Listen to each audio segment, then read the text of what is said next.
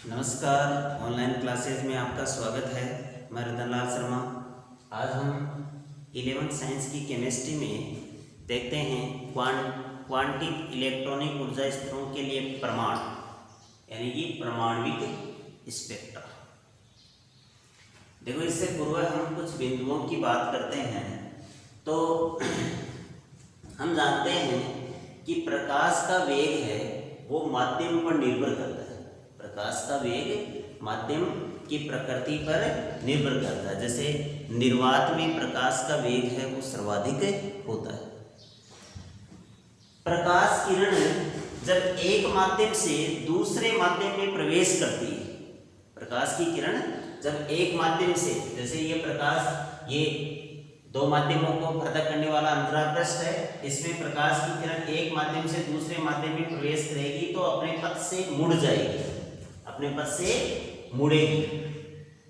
क्यों? या तो अभिलंब की ओर झुक जाएगी या विलंब से दूर जाएगी, जिसे हम बोलते हैं अपवर्तन।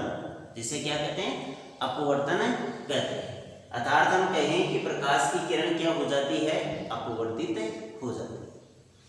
इसी तरह है, यदि कोई प्रिज्म है और इस प्रिज्म पर हम श्वेत प्रकाश की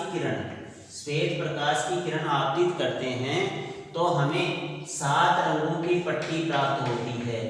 7 रंगों की पट्टी प्राप्त होती है और इस 7 रंगों की पट्टी को हम क्या कहते हैं? स्पेक्ट्रम कहते हैं। 7 रंगों की पट्टी को क्या बोलते हैं? स्पेक्ट्रम। श्वेत प्रकाश को प्रिज्म पर आपतित करने पर 7 रंगों की पट्टी प्राप्त होती है, जिसे स्पेक्ट्रम कहते हैं। और इस स्पेक्ट्रम में जो लाल रंग है, जिसकी तरंगदैर्घ्य सबसे ज्यादा होती है, वो सबसे अधिक विचलित होता है। और बैंगनी रंग, जिसकी तरंगदैर्घ्य सबसे कम होती है, वो सबसे कम विचलित होता है। इस स्पेक्ट्रम को सतत स्पेक्ट्रम कहते हैं। ये यहाँ पर जो स्पेक्ट्रम प्राप्त होता है वो सतत स्पेक्ट्रम है। क्यों? क्योंकि इसमें जैसे बैंगनी कलर है वो नीले कलर में मिला रहता है, इसी तरह नीला कलर अगले कलर में मिला रहता है। तो इस प्रकार के स्पेक्ट्रम को हम क्या बोलेंगे? सतत, कंटिन्यूअस स्पेक्ट्रम। इसी तरह हम जो इंद्रधनुष, आकाश में जो इंद्रधनुष बनता है वो भी एक स्पेक्ट्रम है। उसमें भी 7 कलर या 7 रंगों की पट्टी होती, वो भी स्पेक्ट्रम होता है। तो देखो, कोई भी विद्युत चुंबकीय विकिरण है, यदि ये पदार्थ के साथ अन्योन्य क्रिया करती है, पदार्थ के साथ अन्योन्य क्रिया करती है, तो परमाणु ऊर्जा का अवशोषण या उत्सर्जन करके उच्च या निम्न ऊर्जा स्तर में चले जाते हैं।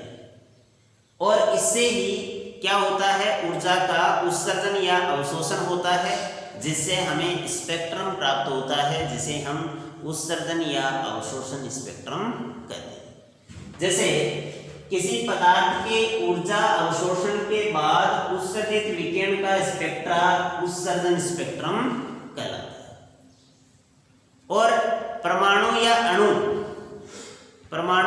अणु या आयन विकिरण के अवशोषण पर उत्तेजित हो जाते हैं। विकिरण का अवशोषण करेंगे तो उत्तेजित हो जाते हैं।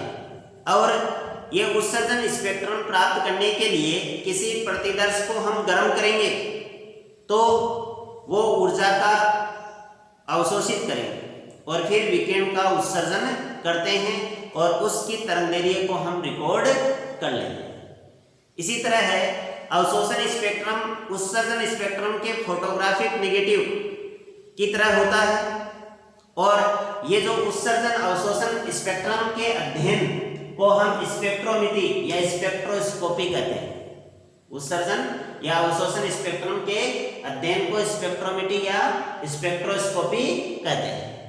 और ये यदि गैस अवस्था का उत्सर्जन स्पेक्ट्रम है वो सतत रूप से प्राप्त नहीं होता है, इसमें कलर हैं आपस में मिले नहीं होते हैं, इसलिए इसे हम रेखा स्पेक्ट्रम या परमाणुवीय स्पेक्ट्रम कहते हैं। इसे हम क्या बोलेंगे? रेखा स्पेक्ट्रम या परमाणुवीय स्पेक्ट्रम बोलेंगे। और ये जो परमाणुवीय स्पेक्ट्रम है, ये इलेक्ट्रॉनिक संरचना के अध्ययन में रेखा स्पेक्ट्रम का एक विशेष योगदान होता है। इलेक्ट्रॉनिक संरचना के अध्ययन में जो परमाणविक स्पेक्ट्रम है या रेखा स्पेक्ट्रम है, इसका बहुत ही विशेष योगदान होता है। तो हमने आज परमाणविक स्पेक्ट्रम के बारे में या स्पेक्ट्रा के बारे में कुछ अध्ययन किया है। धन्यवाद।